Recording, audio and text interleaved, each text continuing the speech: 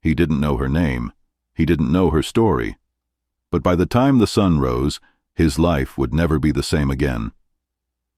It was past midnight when James, an old widower living on the edge of a lonely desert town, heard the faintest knock at his door. The wind howled through the dunes, carrying sand like whispers of ghosts. He opened the door, and there she was. A young woman, half-conscious, her clothes torn, face bruised, eyes wide with fear. She collapsed before he could speak. He carried her inside, wrapped her in a blanket, and offered her water. As she shivered beside the candlelight, she whispered, "Don't let them find me." Then she fainted again. On the floor beside her lay a broken chain, its pendant engraved with the letter S. Moments later, another knock echoed, but when James opened the door, no one was there.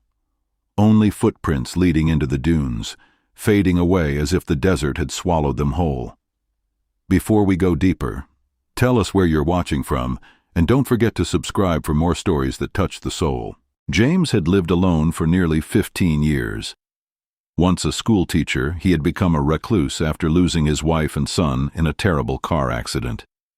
His home was filled with silence, broken only by the ticking of an old clock and the occasional creak of wind-beaten wood. On his table sat a photograph of his wife and young son, a photo he could never bring himself to put away. The girl's face, lying unconscious beside him now, looked eerily like the child in that picture. Who was she? And why did she seem like a reflection of his past? The next morning she awoke slowly. Her name was Seun, or so she said. She could barely remember how she got there. She said she had been taken, but every detail she gave contradicted the last. James tried to comfort her, assuming trauma had clouded her mind. Yet something was strange. She knew his name, though he never told her. She hummed a lullaby that only his late wife used to sing. And when he asked where she learned it, she only smiled faintly and said, "Someone once told me it would lead me home." Days passed, and trust began to grow between them. But one afternoon, James found her standing in front of the old photograph. "Who is she?" she asked softly, pointing to the boy in the frame. "My son," he said. "He died a long time ago." Her eyes filled with tears.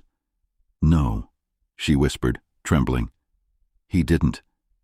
James froze. "What do you mean?" She looked terrified, backing away.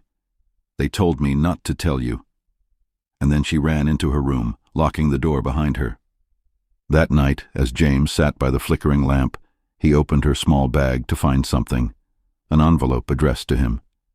Inside were letters, written in his son's handwriting. The first began, "Father, if you ever find her, please protect her. She's my daughter." His hands shook, his breath caught, his son alive all this time. The second letter contained a map, and the same name, Seun. Tears filled his eyes.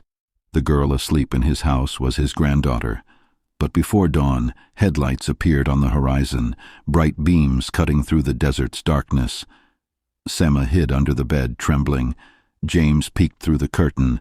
Black trucks approached, men shouting, "We know she's here!" His heart raced. He locked the doors, memories flashing. The night his family's car went up in flames. He remembered his son's voice on the phone that same night, talking about a human trafficking ring he had exposed. That call was the last time he ever heard him. The same men who had taken his son were now coming for his granddaughter. The past wasn't buried, it was coming for him.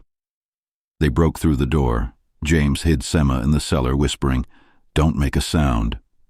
He turned to face them, unarmed but unyielding.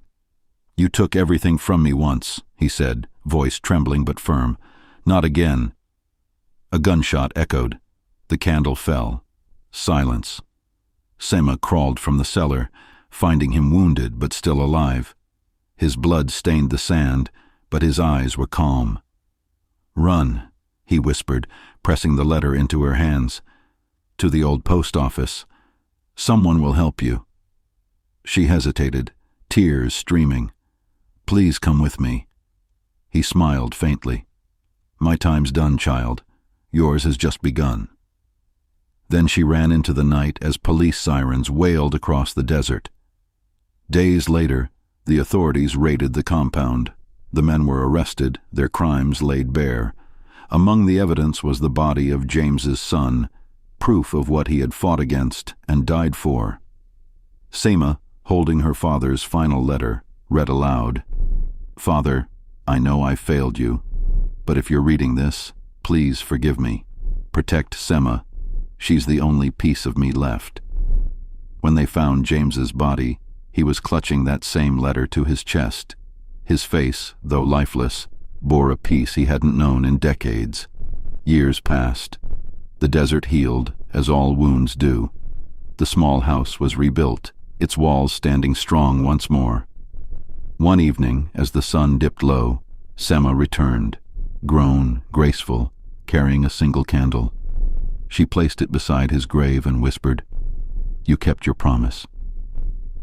The wind brushed her hair gently, carrying her words into the endless sand. The narrator's voice closes softly. Sometimes, the people we think are lost find their way back through the ones who survive.